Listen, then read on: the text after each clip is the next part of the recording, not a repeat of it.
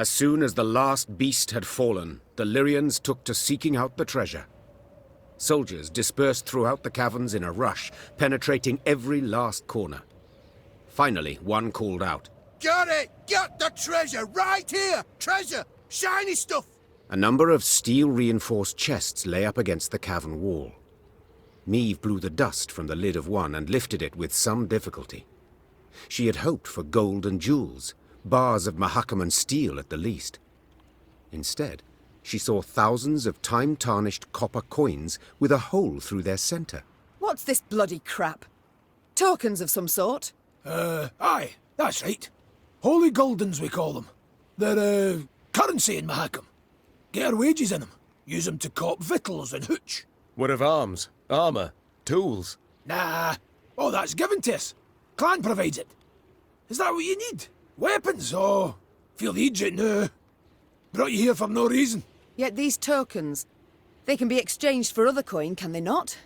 Temerian orans or Novigrad crowns? Aye, doable in theory, but not at all clever. Rates are crap. See, the elders keep 'em low to make life difficult for dwarven folk. Discourage 'em from leaving Mahakam.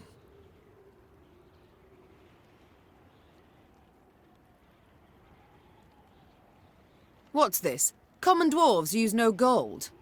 You cannot be serious. Yet I am. What good's gold to them? Clan gives them all they need.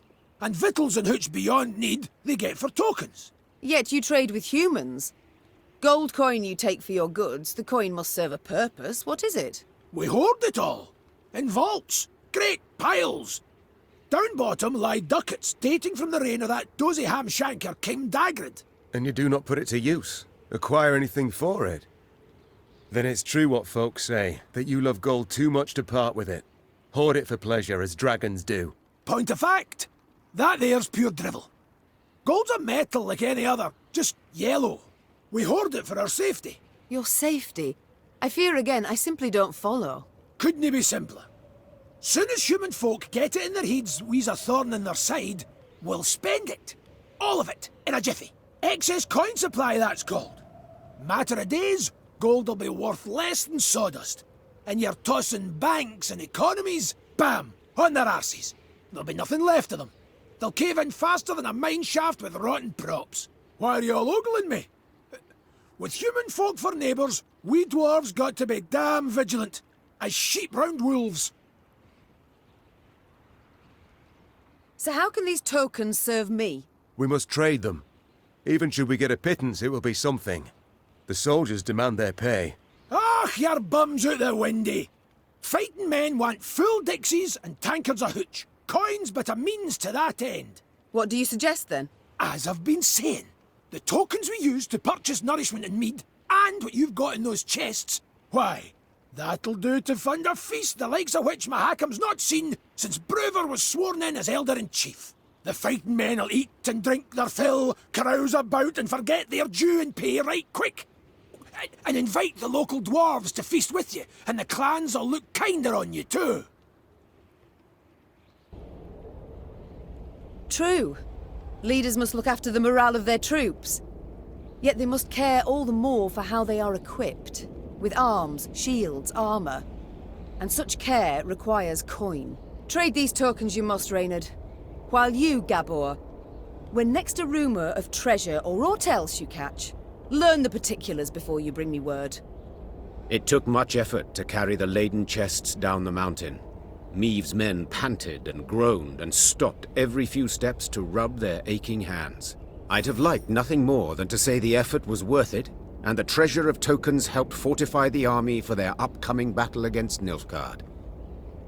Alas, a rather small coin pouch sufficed to fit the gold Meve got for the contents of the 6 mammoth chests.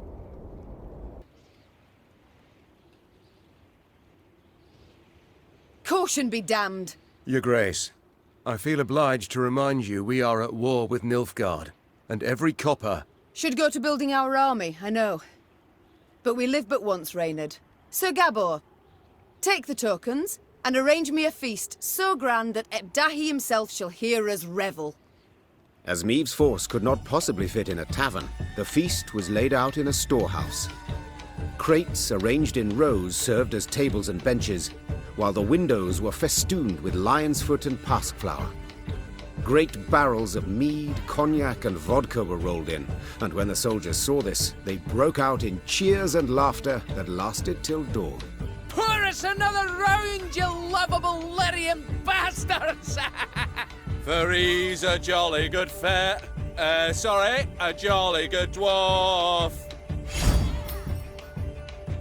There was food and drink enough for the dwarves of the pass, who, with Meave's men, raised tankards in hand and voices in song the night through. To see them sharing tales and playing cards, one would not believe that anywhere down the mountains, through woods and across plains, humans and dwarves might, for the softest slight, leap at each other, murder in their eyes.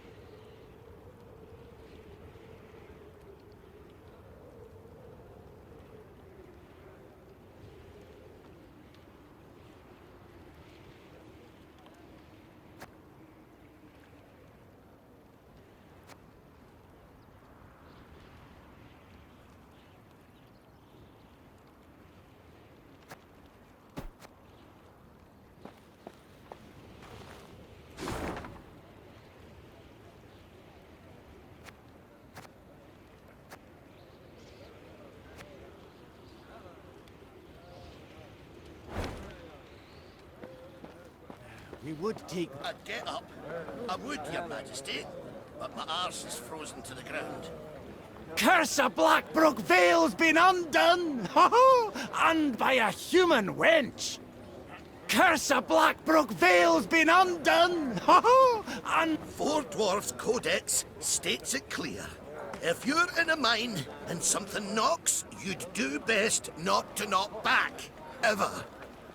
Four Dwarfs Codex states it clear. If you're in a mine and something knocks... Riding past a mine, Meave noticed a group of miners gathered around the entrance to a shaft. Frost had settled on their moustaches and beards, suggesting they had been there for some time. The Queen summoned Gabor and asked him to determine the reason for this sit-in. He returned after a few minutes and announced the most curious thing. They're waiting for the knocking to stop. Meave's frown prompted Gabor to explain in greater detail. According to our laws, dwarves can't go into a mine if there's knocking coming from inside. We're obliged to wait for the ruckus to quieten down. Ah, yes. Our own miners share this superstition. Reynard interjected. They say the knocking is that of a treasure unknown, a kind of mine ghost. With all due respect, your miners are dimwits. Gabor said, patting Reynard on the shoulder. Knocking means an imminent and abrupt discharge of the potential pliable energy of rock formations. In other words, you can, a rock burst. Except usually it's all done in a day or two, whereas these lads have been waiting going on 2 weeks. Foreman's grown impatient. He'd like to send someone down the shaft, have him see what's at issue, but... well, the code forbids us from doing anything of the sort. Entering a shaft that could crumble at any moment is simply not the best idea, said Meave, before ordering her force to resume its march. The dwarven miners remained motionless, like statues, listening to the knocking that arose from the depths. While Meave was absent, nothing had changed. The dwarves remained at the entrance to the mine, waiting for the knocking underground to fall silent.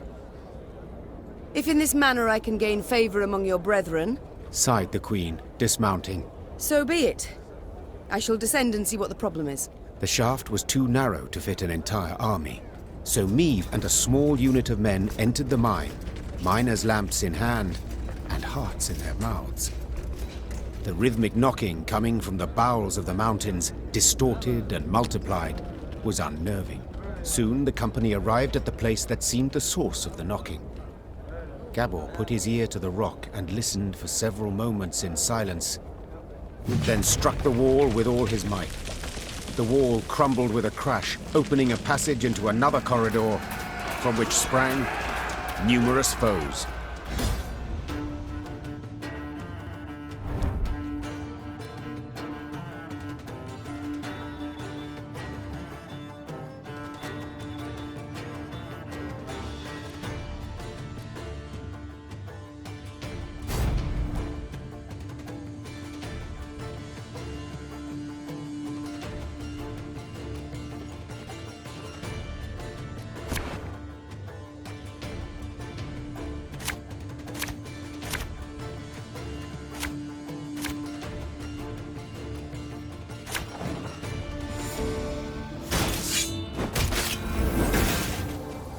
Did you hear something?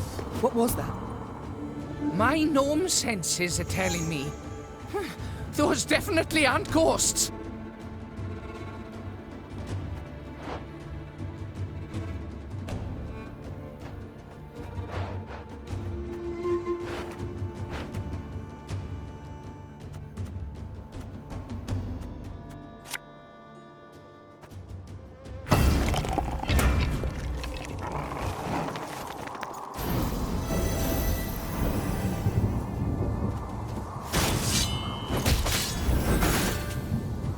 Who goes there? Drop your weapons! Nay, you drop yours!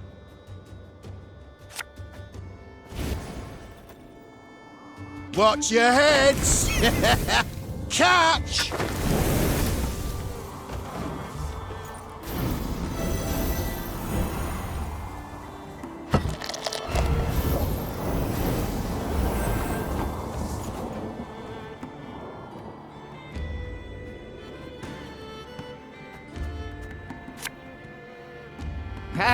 Not supposed to be any smoke.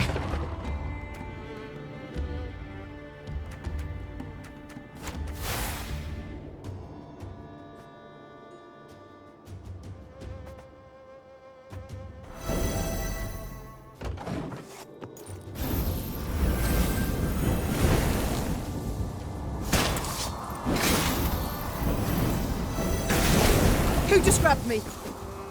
Oh, apologies, Maeve. I thought you were Reynard.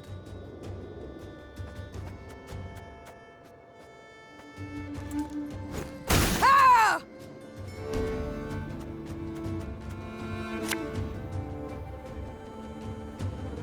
We must trust each other.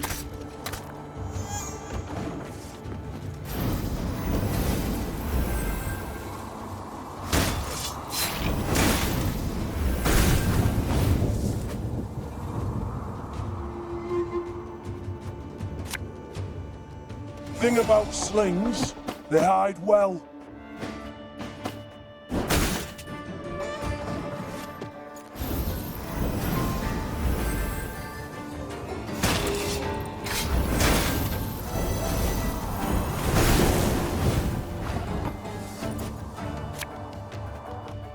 Hey?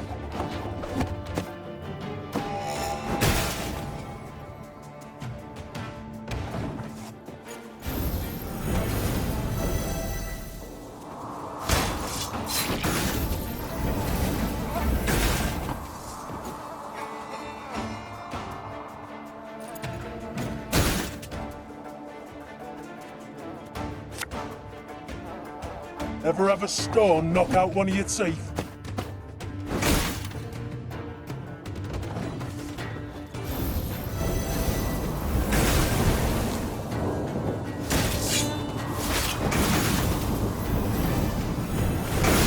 Reynard! Are we winning? I can't see a bloody thing!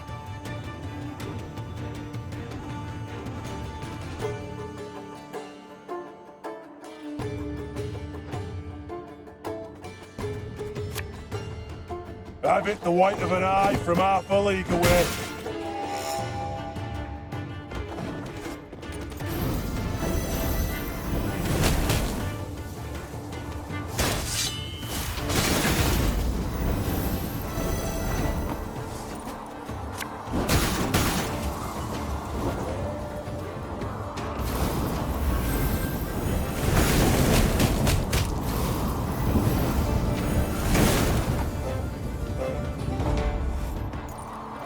Stop!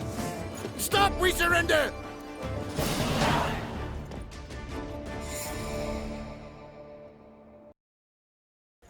Both sides were surprised. Both fought in the weak light of torches, nearly down on hands and knees. In the end, the Queen emerged victorious, and as soon as she had returned her sword to its sheath, she asked the new prisoners a question that was on everyone's mind. Who the devils are you? The captives looked at each other in disbelief, as if before them stood a ghost. Finally, one of them managed to choke out a response. Your Highness, we're your subjects. Meve recognized the accent at once. The men came from Rivia. But what were they doing so far from home? According to the prisoner's account, after the Nilfgaardians' invasion of their kingdom, terrible poverty gripped the land. Seeking bread, some desperate inhabitants had gone to the mountains of Mahakam, engaging in wildcat mining in search of precious ores. Without asking the dwarves what they thought of this, You know yourself, my queen. explained one captured Riv. They guard their treasure real jealous-like, don't care a whit about the suffering of others. They see us starving down in valley and don't lift a stubby finger. Sadly, the Rivians had dug close to existing corridors. When Gabor destroyed the wall that stood between them and the dwarves, they were convinced they were being attacked by monsters, so they raised arms in self-defense. Maeve, 'tis a tough nut to in, Said Gabor. but let's nae kid ourselves. These men are thieves, and we must hand them over to the Mahakaman Guard. So they may do what? Sentence them to hard labor, or hang them at once? Said Reynard, his usual calm shaken and his voice raised. These are your subjects, Queen. They coveted their neighbors' goods, true, but only because they had nought themselves. The foreman wished for the knocking to stop, Said the Queen. and so it shall. As for you, go back to Rivia, and tell all their queen shall soon return, leading an army. The grateful Rivs quickly packed up their tools and left the mountains. Meve had no doubt Bruverhoog would soon learn of the affair and would certainly not approve of her decision. Yet she preferred to face the Elder's wrath than send her subjects to a dwarven prison, or possibly to their death.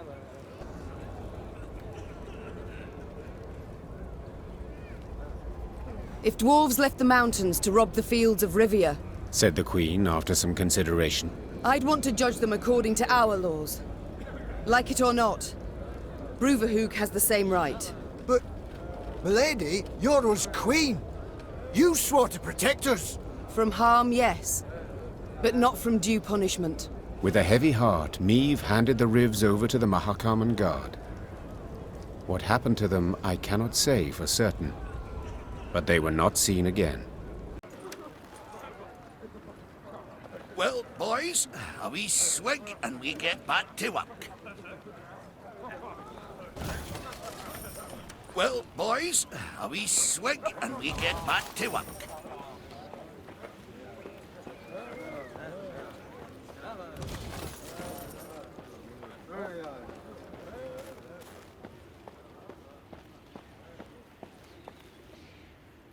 The sound of approaching hoofbeats made Meve turn to see Reynard spurring on his panting horse, galloping at a breakneck speed towards her. Ill tidings I bring, your grace. Clearly. Glad tidings never arrive with such urgency. Our scouts captured a Nilfgaardian messenger. He was traveling in disguise, and by night. When he realized his capture was imminent, he strove to destroy the letters he carried. We were able to salvage some, in parts. Anything of interest? Yes, there is, I fear. Your Majesty, you must listen. Consider your offer accepted. Direct Meve and her force to the agreed site. We await their arrival. Your reward shall be as agreed. Hail, Keritsa. A traitor. We might have expected as much. Nilfgaard has shown amply that it abides only by the rules it sets. Since they have not proved able to defeat me in the field, in open battle, they seek other means. I suppose the scroll bears no name. It does not, your grace. The messenger. Have you questioned him? Naturally, your grace. Alas, he knows not to whom the letter is directed. He was to leave it in an agreed spot. I take it tidings of the whole affair have spread throughout the force? Yes, your Majesty. The witnesses were too many to keep this fact a secret. We must thus assume the traitor in our ranks knows it as well, and will make no attempt to retrieve the scroll. A dead end. Have we any other leads or clues? None, I fear, Your Majesty. We must be alert. Keep a keen eye on events as they unfold, and exercise great caution in forging new acquaintances. Very well. Eyes wide open, all senses attuned. Yours in particular, Reynard. Of course, my liege.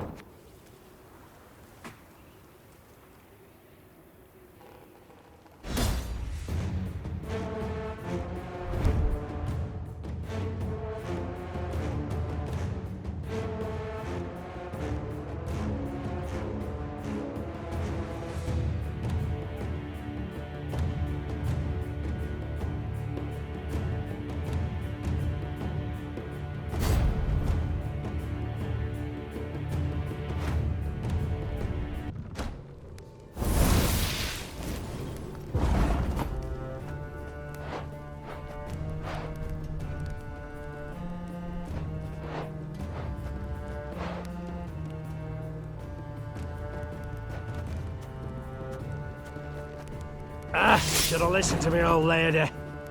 This harvest, we'll be reaping black-clad heads. My spirit's willing and how, but these damn boots are killing me.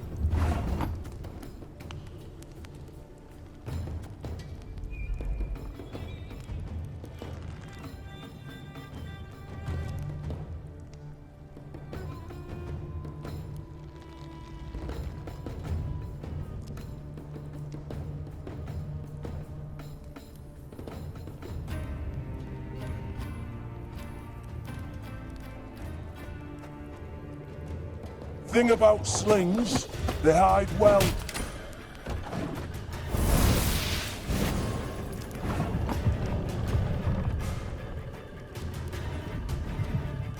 There's a time to reap, a time to sow, a time to die.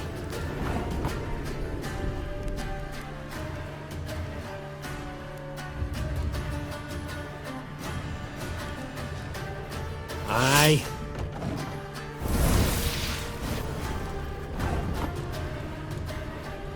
Hey?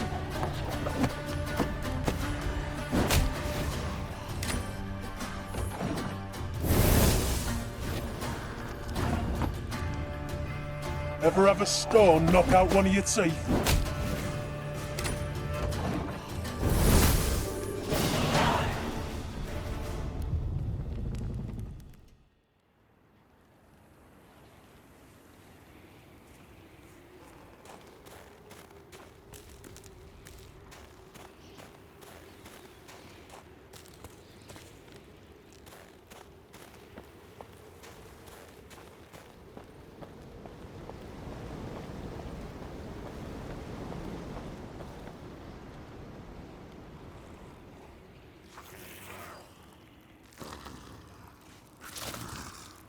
Meave's force neared Davor's abyss. Signs of beastly feasting were not hard to find. Countless paw and claw tracks were impressed in the blood-stained snow. Among the boulders, bones picked clean were strewn about. Gascon lifted one from the ground. Empty inside, He said. something sucked out the marrow. Meave soldiers feigned indifference to the grisly sight. They marched on, their stepped rhythm unwavering, a song on their lips. Yet hearing a slight tremolo in their voices, Meave knew they merely sought to drown out their fear. A moment later, a commander's horn sounded, the signal to halt. The Queen galloped to the fore of the column and found herself at the edge of a vast, round hole in the ground. She could not see the bottom. Meave drew her reins tight to prevent her mount from taking even one step forward. What is this? A crater? A desiccated lake? A mine of the strip variety. Gabor explained. Treasures we picked and shoveled for here. Diamonds. Till we happened on the beasts, that is. What now? Orion's a dam. Holds back a lake. If we can break it, water'll rush in, fill the abyss and the tunnels from which the beasts emerge. Just need to get around the mine first. Way down's on the other side. Meave squinted and gazed into the distance. Indeed, there was the dam. And at its foot, a swarm of beasts roiled about. Her soldiers gazed at their queen expectantly, their arms at the ready. She knew well they would rush into battle, in spite of their fear. Gabor! Meave cried out over the whirling wind. Have you bards here in Mahakam? Course, your grace! Then we shall give them good reason to compose this day, on the themes of courage, of heroism, of Lyria! Gee up! And with that cry, the queen spurred her mount, grabbed a banner, and raising it high over her head, rushed headlong at the horrid swarm.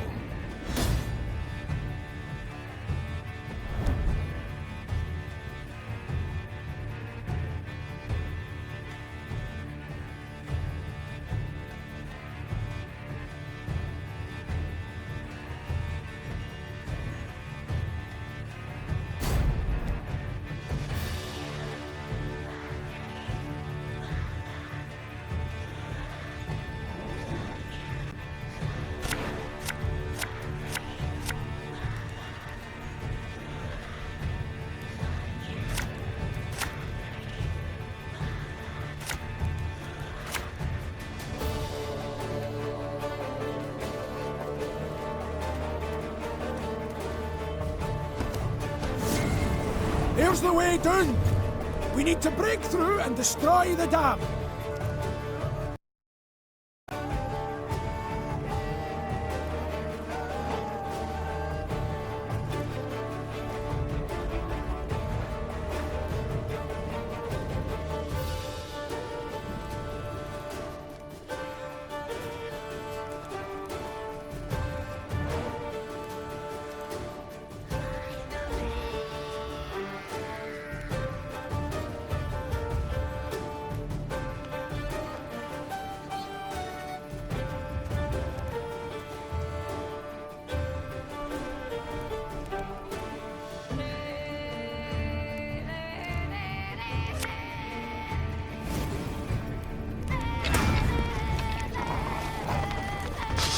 I smell a leak.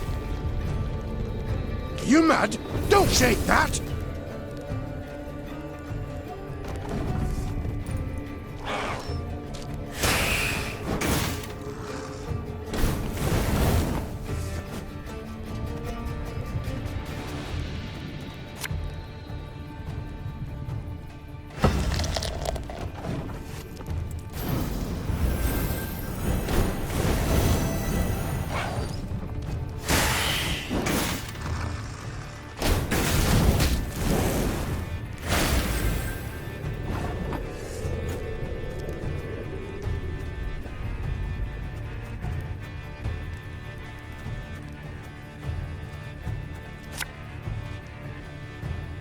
For Demavend!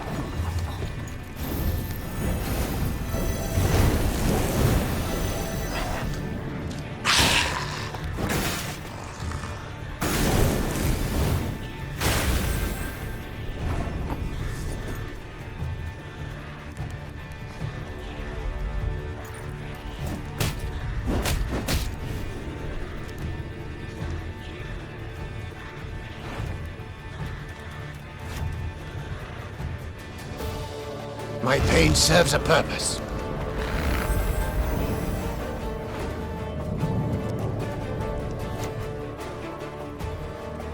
Quick and painful this'll be.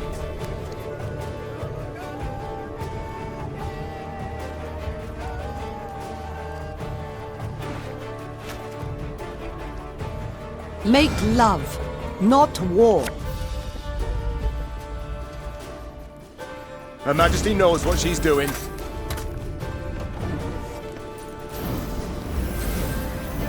Your Grace, monsters approach from all sides.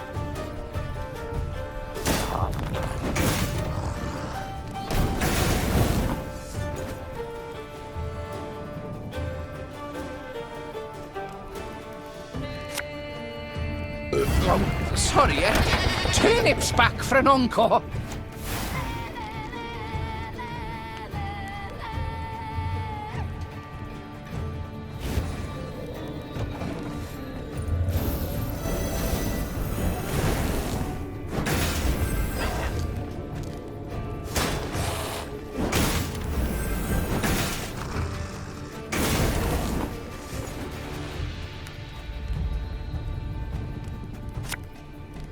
Have her done in a jiffy.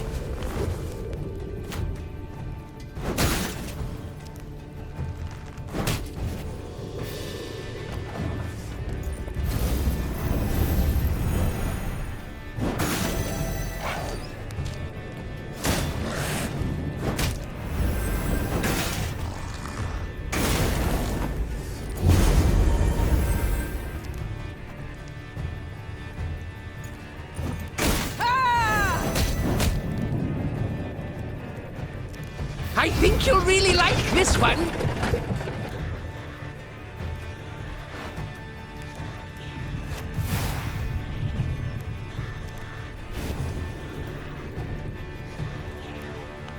I bit the white of an eye from half a league away.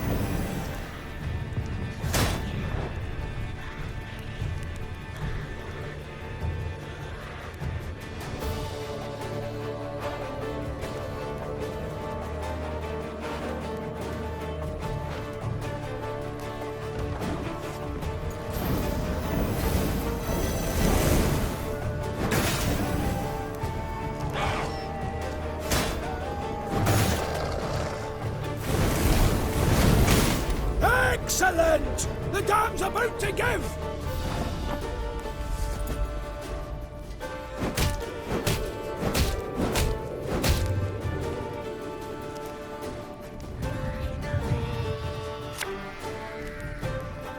Bigger they are, easier they are to target.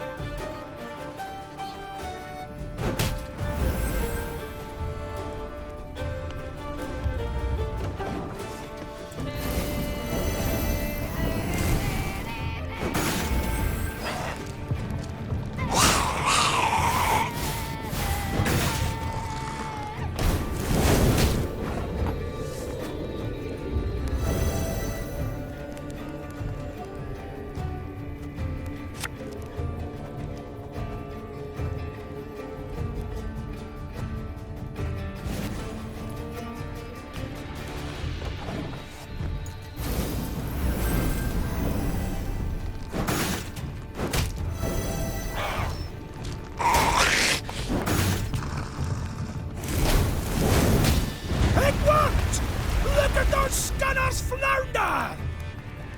Excellent work!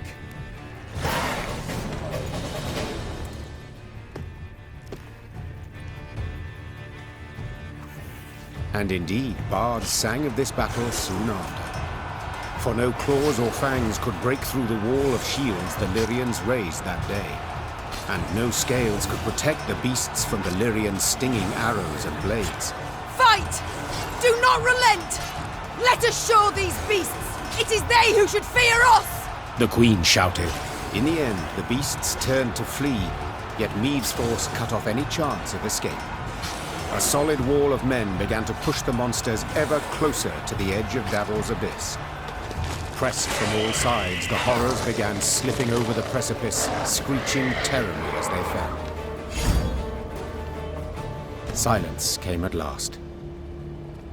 The queen stood at the edge of the precipice, breathing heavily, leaning on her sword. From the depths of the mine came muted growls and groans. Let's flood the damn hole, Hissed Gabor. before any other shite crawls out of it. A rush of icy water suddenly rose, then just as abruptly plunged into the mine, flooding the pit. And where once lay Davor's abyss, now lay Davor's pond. Meve descended back into the pass, exhausted and covered in beastly blood, yet also exceedingly pleased. She was one step closer to dwarven support in the war against Nilfgaard. Once the Lyrians had put some distance between themselves and the now destroyed monster lair, Meve ordered her men to pitch camp. Then she sent the quartermaster off for food and drink. The soldiers lit campfires, then set aside their weapons. Soon after, lively music and song could be heard throughout the camp. Your Majesty, Reynard said from behind Meve's back. a messenger from the Elder-in-Chief. The queen turned to see a dwarf in a richly adorned jerkin and a shako with golden seams. She stifled her laugh into a smile and lifted her chin proudly, expecting praise and a pledge of aid in the war against Nilfgaard. My lady, your daring deeds have come to the Elder's attention, said the dwarf in a measured voice. He's positively irate and demands an explanation. Irate? But why? I and my men, we've aided you greatly. Elder Hoog awaits at the Long Bridge. You'd be wise not to keep him there any length of time. And with that, all the queen's enthusiasm for a celebration was instantly gone. She waited until the fires expired and the songs died down, then gave the order to march.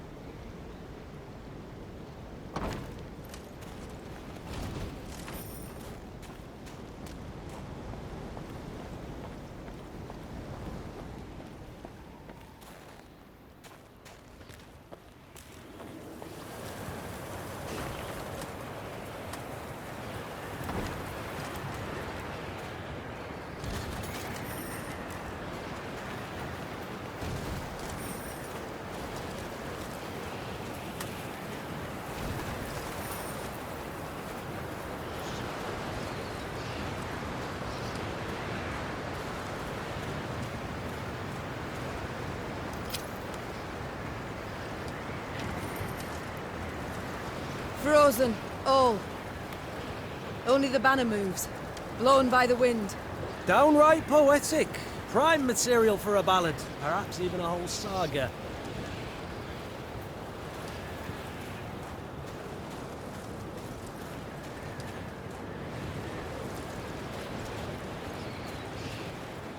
Gazing towards the horizon, Meve noticed a dark shape outlined against the mantle of snow that lay on the ground. It proved a tower, toppled and broken in pieces.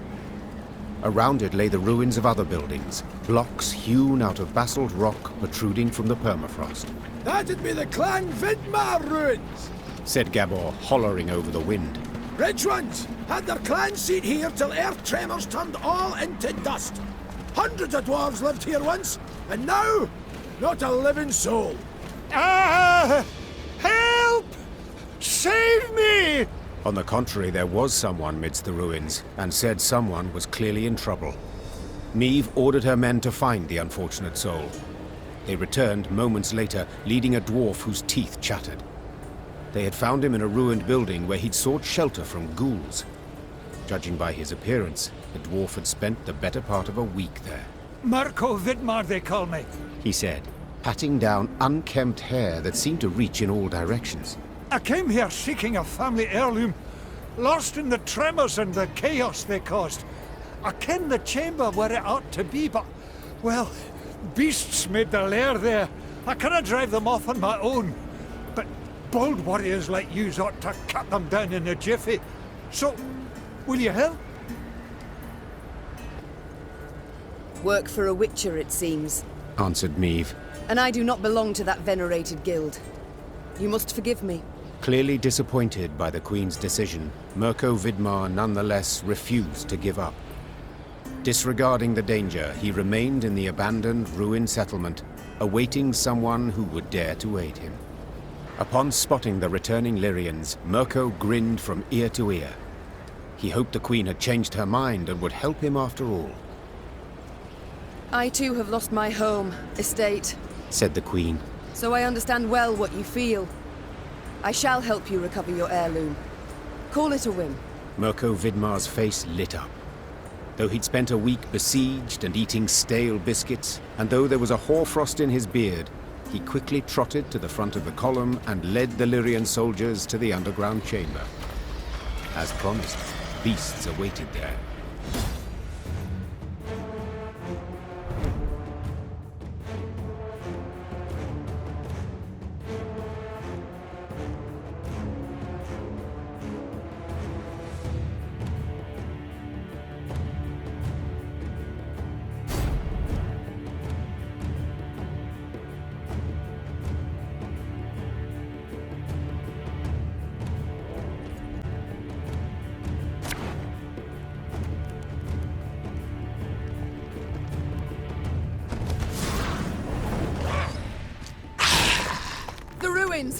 From there they come!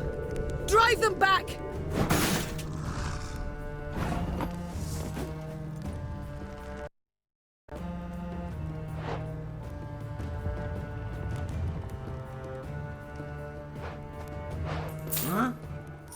Huh?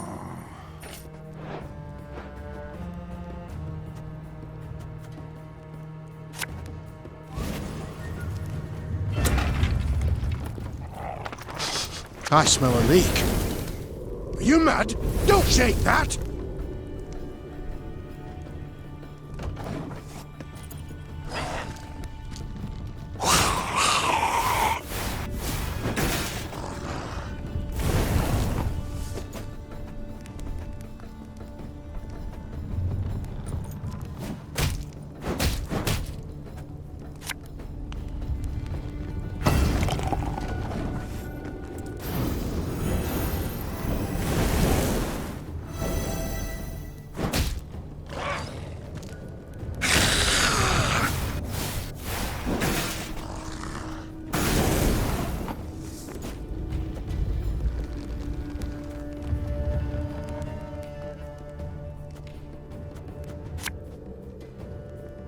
Saw them. No other way.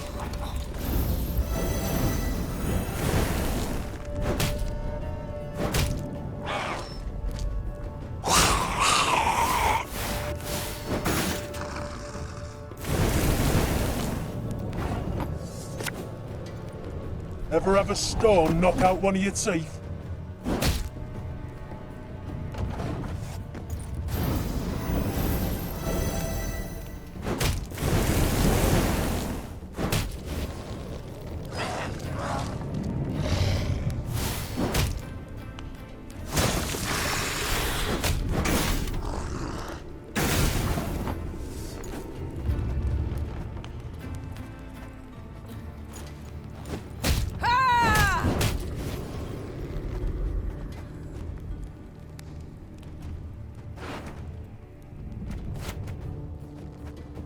My scars? No, they don't hurt.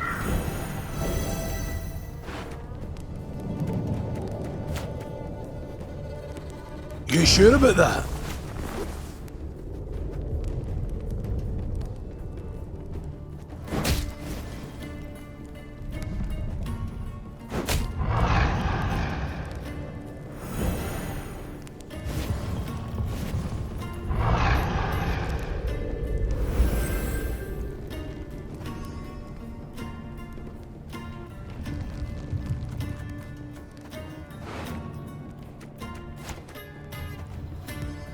I'd hoped we could solve this some other way.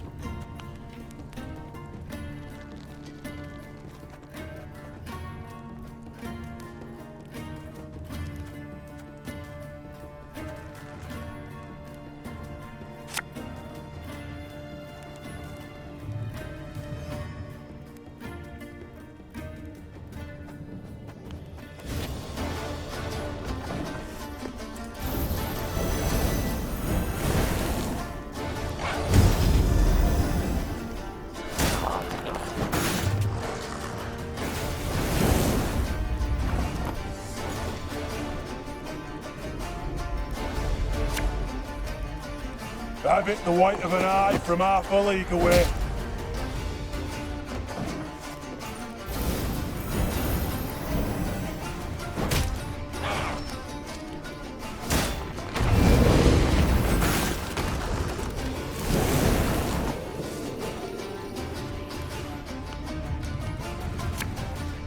Bigger they are, easier they are to target.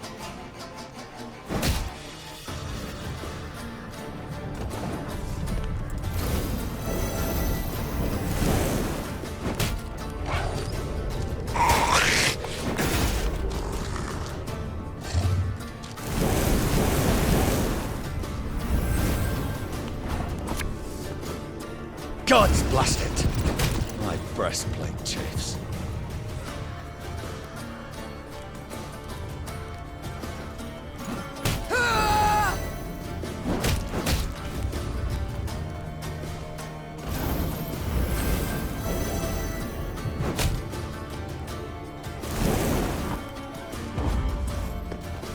Let's get a move on before any others show up.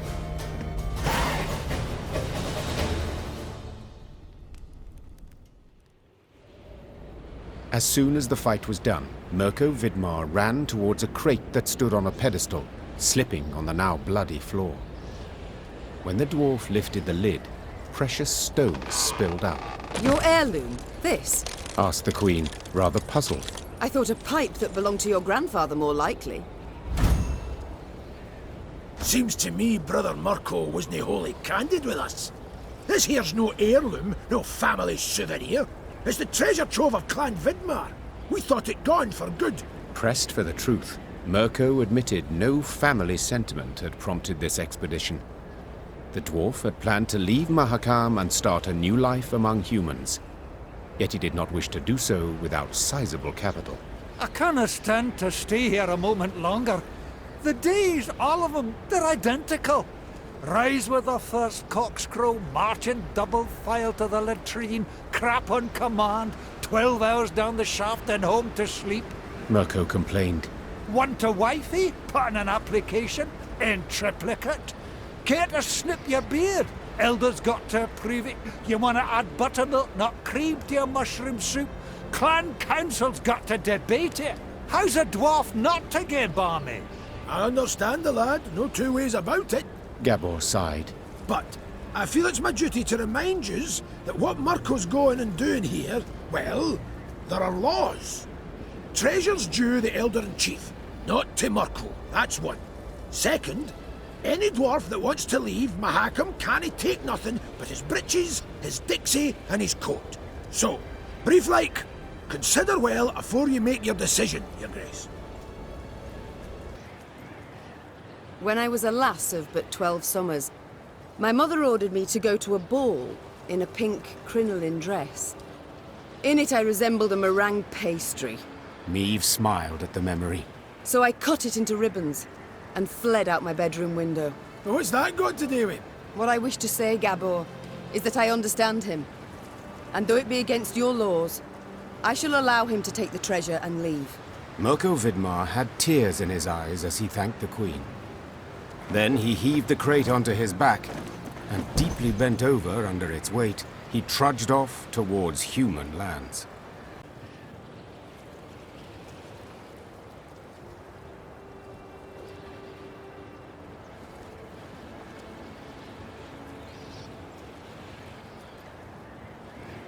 Right of state at times requires a monarch to disregard laws, as well as pledges once given. Said Meave, shutting the crate's lid with a loud crack. I need resources to wage war against Nilfgaard, and towards that cause I will allocate this treasure. Those gathered in the underground hall accepted the Queen's decision in silence. Gabor merely shook his head, while Mirko jostled his way through the Lyrian infantry and into the mountains, towards human lands. Your Grace, 'tis not right. Calm down, Sir Aig. What's the problem? The deed you've committed, most foul. As the good book says, whosoever standeth idle in the face of evil proveth guilty of the same. Know that I never stand idle. Yet I cannot stop you from doing so. Thus I must leave. I refuse to play any part in the wickedness you perpetrate. Sir Aig.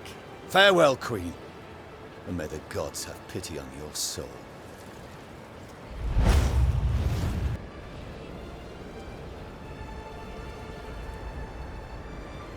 I sympathize, Mirko, said Meave. but I'm a crowned head. I must decline. National interest requires I show the greatest possible care for my relations with Elder-in-Chief Hugh. Yet in aiding you, I could sour those greatly. I shall return the treasure to him, I must. While you do what you will. Mirko Vidmar swore under his breath, then jostled his way through the Lyrian infantry and into the mountains, towards human lands.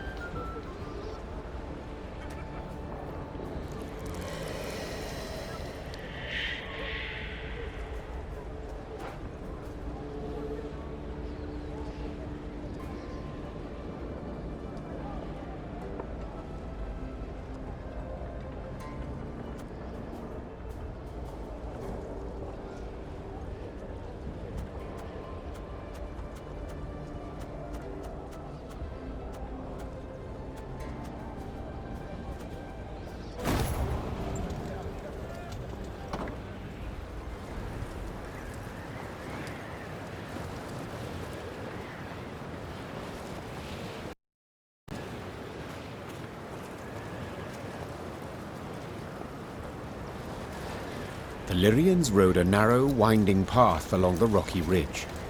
To one side were ice-covered boulders, to the other, a chasm hundreds of feet deep. They could have at least erected some barriers, complained Gascon, knocking snow from his cap. Got plans for that? Gabor said. Just need to decide how high to make them. What? Think. Should they be the height of your average dwarf, or a human? The debate's gone on for 20 years. On the one hand, you've got... Gabor did not finish his discursion. He was interrupted by the Baba Ghazi that jumped down from the rocks. Archers, shoot! Aim for underbelly! Meave's soldiers made quick work of the lone monster. But the sound of battle spooked the horses harnessed to one of her wagons. Whoa there! Whoa, damn it! The driver tried to rein in the animals, but could not. They dragged him into the chasm along with his cart and the soldiers riding in it. They landed a few dozen feet below on a rocky outcropping. A moment later, Baba Ghazis swarmed everywhere. Did you see how they fared? Anyone left alive? Asked Meave, leaning over the cliff edge. Worry more about their cargo, Gascon replied. They were also carrying chests of gold. Blast. We can't get down there. Too steep and the snow keeps falling. We can lower ourselves down a line. but without armor, shields, or heavy weapons, otherwise it will snap. And the Barbagazis? The Queen said, brow raised. We shan't kill them with daggers. They're too thick of armor. We'll have to try. Or continue on our way.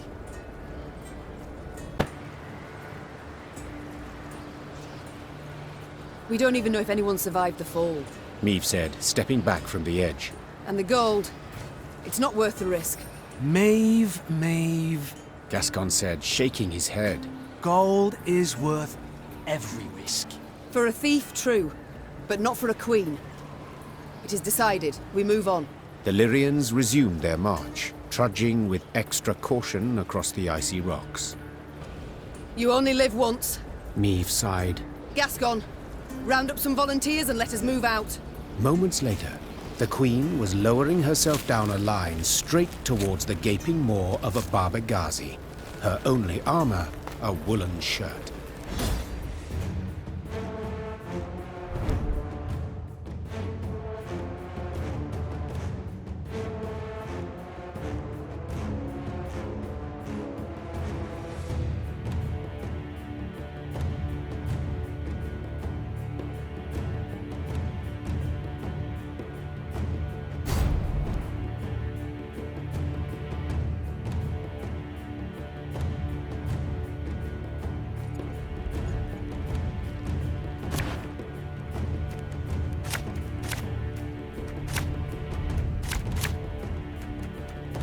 Careful!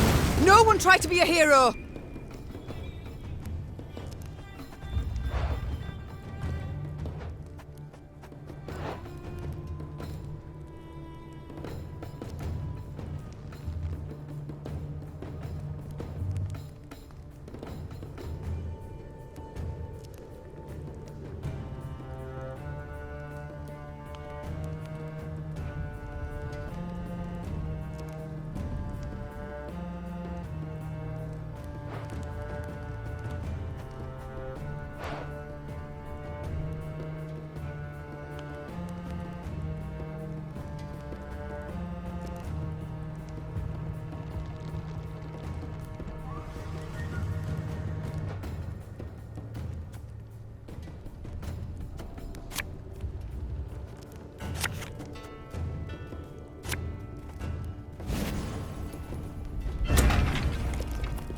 Watch your heads!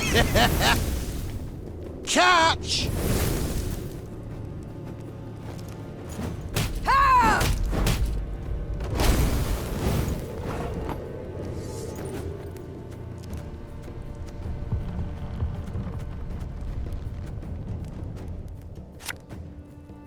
For genocide, Your Majesty!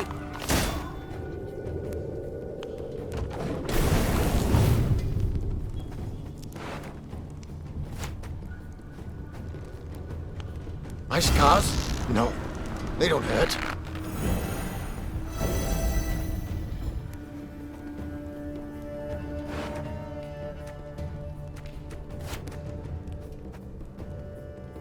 All right, that's no problem.